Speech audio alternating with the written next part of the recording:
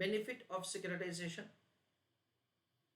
The benefit of the securitization can be viewed from the angle of the various parties involved as under. Originator के point of view से, यानी हम लोग समझते हैं HDFC bank के पॉइंट ऑफ व्यू से। अगेन जो हमने डिस्कस किया था, head points of balance sheet financing, more specialisation in main business, helps to improve financial ratios and reduce borrowing cost.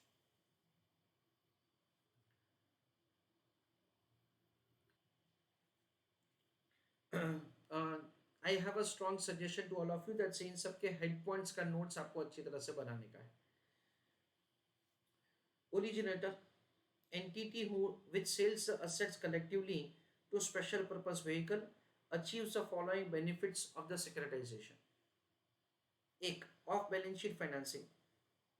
When loan or receivable are securitized, it releases a portion of the capital tied up in these assets. यानी simple bill discounting में कैसा होता है कि हमको पैसा मिल जाता है, वैसे यहाँ पे भी पैसा मिल जाएगा, resulting in off balance sheet financing, leading to improved liquidity position which helps in expanding the business of the company, जो हेल्प करेगा बिजनेस को एक्सपांड करने में। More specialisation in the main business, यानी हम लोग जो सब काम करते हैं उसमें से एक काम कम हो गया तो हम लोग हमारे मेन बिजनेस के ऊपर ज़्यादा फोकस कर पाएंगे।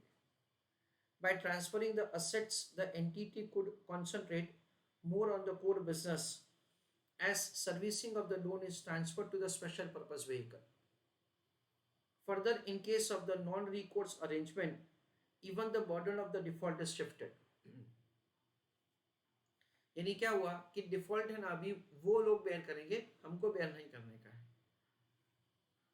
Helps to improve the financial ratios, especially in case of the financial institutions and banks. It helps to manage the capital to weighted asset ratio effectively. Reduce borrowing cost.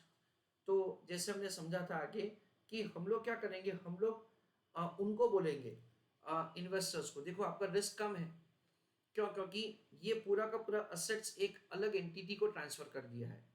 तो if at all we default, then in that case आपको कुछ भी चिंता करने का जरूरत नहीं है।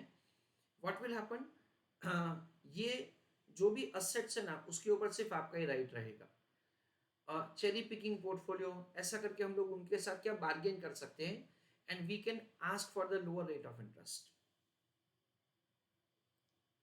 Since securitized papers are rated due to credit enhancement, even they can be issued at the reduced rate of the debt. तो क्रेडिट एनहांसमेंट का मतलब ये है कि इंश्योरेंस उसका निकलवाया, ओरिजिनेटर एडिशनल गारंटी देगा, ऐसा कुछ। And hence originator earns a spread resulting in the reduce cost of the borrowing. From the angle of the investor, तो इन्वेस्टर के पॉइंट ऑफ व्यू से क्या क्या फायदा होगा?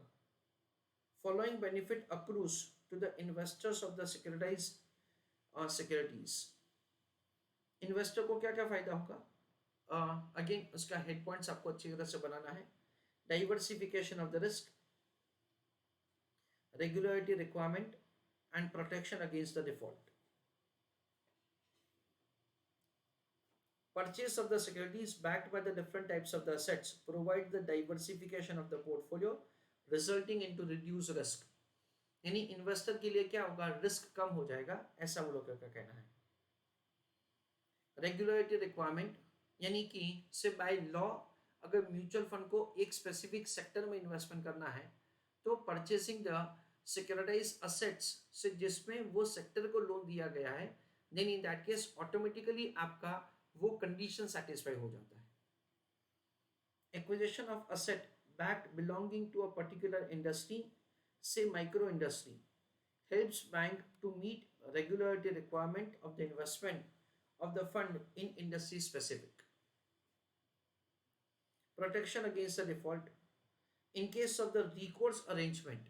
रिकोर्स का मतलब क्या, अगर वो जिसने लोन लिया वो पैसा नहीं देता है, देन इन दैट केस हम लोग इंश्योरेंस कंपनी को, ओरिजिनल को बोल सकते हैं कि भाई आप पैसा दो।